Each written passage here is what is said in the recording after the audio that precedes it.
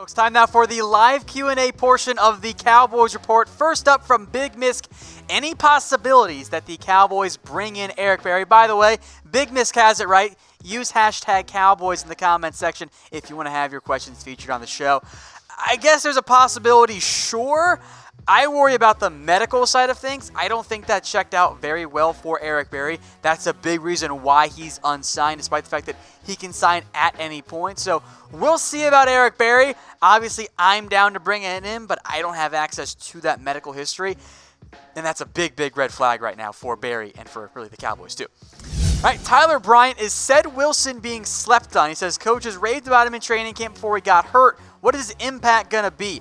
I feel like, sure, slept on might be the right way to go about it, because certainly you still have Amari Cooper and Gallup and now Randall Cobb too. You have Tavon Austin. You brought in Tony Pollard, who will play some receiver, I think, as well. Allen Hurns. Wilson's first job is just to make the roster, maybe at the cost of Allen Hurns. So I liked Wilson coming out. I had a higher grade on him than where the Cowboys actually drafted him. But he's got to show he's back to being the guy that the Cowboys think he can be before he even makes the roster, let alone makes a big-time impact. From Devin Frost, what would you trade with the Raiders for Karl Joseph? Leo Collins, a draft pick? Great question. I don't know what Joseph's value is right now. There's certainly some talent there, but he's battled injury, was up and down last season for Oakland. A mid-round pick? I think in terms of the assets, I think Leo Collins has more value, I'd say by a significant margin, than Karl Joseph does right now. So I don't have a great feel for his value. I'd lean more towards that mid to late-ish round pick. Anthony Meatball, who has the best chance to be the number one tight end this upcoming season? I think it's Jason Witten. Now, he's going to be on a snap count, allegedly. I still think the over-under is over 25, which is what the Cowboys say they're going to limit him to. If it's late in the game, who does Jason Garrett trust the most? It's Jason Witten. So I lean towards Witten, and then maybe Schultz shows some more growth, and there's also Blake Jarwin. But it's going to be one of those three. Maybe it is closer to more of a true trio attack at tight end. All right, from B Weezy 2828, what's up with safety? Well, obviously Xavier Woods is going to remain your free safety. Then it's going to be a battle at strong safety. George Iloka, Jeff Heath are the two front runners. Donovan Wilson, Kevon Frazier, those two guys, well, at least Frazier didn't play much last year. Wilson had some flashes in college. Free safety is obviously Xavier Woods. Jeff Heath is at worst going to be your number one backup. That leaves two, maybe three spots available at the safety position. They only used 4 last year. At times they only had 3 for a week or two. So we'll see on that front. But I think Iloka, Heath are the main front runners there to battle for that strong safety starting role for the Dallas Cowboys. Romario, do you like the Saints game considering the Saints make back-to-back West Coast trips leading up to the game? Not really. It's a road game, if my mind brain serves me correctly, and the Saints want revenge. So they remember what happened last year. Cowboys were one of the few teams that beat them, so it's going to be a great game. Obviously, both those teams are really good, but I would prefer to just play a bunch of teams like the Bills and the Jets 16 times a year, and at worst finish 13-3. That's just kind of my mindset there. So going to be a fun, interesting game to watch, but I'm not super confident, even with the back-to-back West Coast road trip there. I Am Jaboy says, should the Cowboys have went for T.J. Watt instead of Taco Charlton? I actually defended the Taco Charlton pick after it happened, but with the benefit of hindsight, oh yeah, every single time that pick should have been T.J. Watt. I do think Watt is in a perfect scheme fit for him in Pittsburgh, but yeah, the Cowboys definitely should have gone with Watt instead of Taco Charlton. Matt S., can we bring in any more undrafted free agents, or are we at the limit? The Cowboys can bring in more. Their bonus pool money is pretty light at the moment, but they'd have to cut other players. If my math is correct, they're at 90 players already, so they have to cut somebody else, but they can find guys to cut off roster if there's UDFA that they really, really want. But I think those 13 guys are pretty much set in stone. Adam Ornis, what do you think of Joe Jackson? Do you think he's a sleeper? He's going to have to fight to make the roster. Again, I don't think most 5th-round rookies are going to make a big-time impact, or those 6th-round rookies, even if you want to include Donovan Wilson in there. But he's definitely, I guess, a sleeper from that perspective. He fits a lot of what Rod Marinelli likes. If I'm remembering correctly, I comped him to George Sutherland. I'll pull up my notes here in a second. But I think he fits what Rod Marinelli likes quite a bit. So if he can make the roster and use his length in a proper way, that could bode well for the Cowboys' overall depth. And there is a lot of depth right now for the Dallas Cowboys on that defensive line. Really, there's probably too much depth. I think you're going to have to see some very painful roster cuts and or trades made at some point in the preseason by the Dallas Cowboys. So just stay tuned on that front. From Shaquille Joseph, who should start at safety for the Cowboys? Obviously, I think we can all agree Xavier Woods is your number one guy at free safety. Then you let George Iloka and Jeff Heath battle. You can bring in Kevon Frazier and Donovan Wilson, too, in that battle as well. But I think in the end, it's either Iloka or Jeff Heath. Now, George did not play much for Minnesota last year, but I think he brings you a little bit more flexibility, especially in sub-packages. So my guess, Xavier Woods plays 90% of your snaps at least. And then I wouldn't be surprised if you rotate in Iloka and Heath based on the situation. Aron Ray, am I the only one stoked about Larry Allen Jr. coming on board? He's a chip off the old block. I'm excited. Hey, if Larry Allen Jr. signed anywhere other than the Cowboys, there would have been a big problem. With that said, let's temper the expectations a little bit. He's not as good as his dad, which isn't even an insult because dad's the greatest offensive lineman of all time. Let's just see if he can make the practice squad first and see if he can become a depth player down the road for the Cowboys. Dexter Green, who do you think Tony Pollard will take snaps from? Well, I think in an ideal world, as weird as this is to say, probably some from Zeke.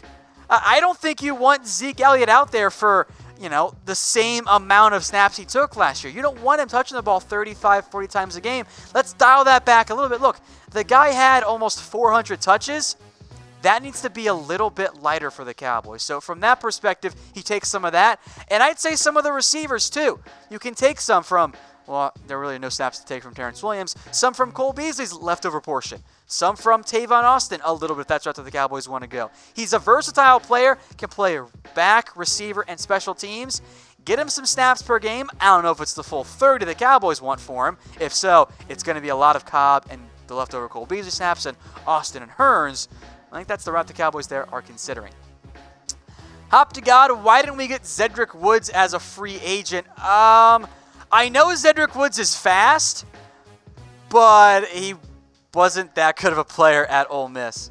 He's also a free safety. The Cowboys clearly trust Xavier Woods in that role. And I think from Woods' perspective, he probably wasn't going to make the Cowboys roster.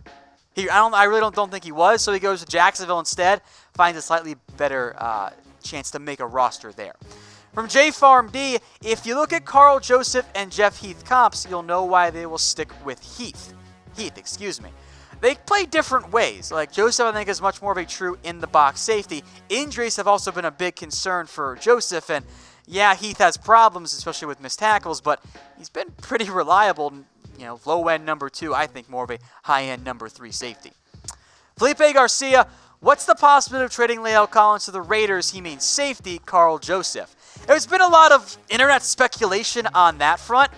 I don't know if it's actually going to go down. I would like to see it end up happening.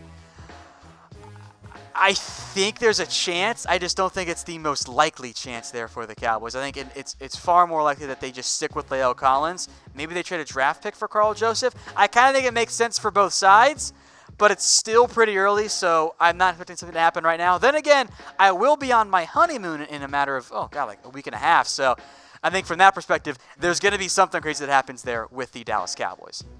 Landon Hill, what about a Patrick Peterson trade? I wouldn't get your hopes up. This is even less likely than any Karl Joseph or La'el Collins trade. What are the Cowboys going to offer Arizona for Patrick Peterson? Does Arizona want in all likelihood, bottom 10 draft pick in the first round?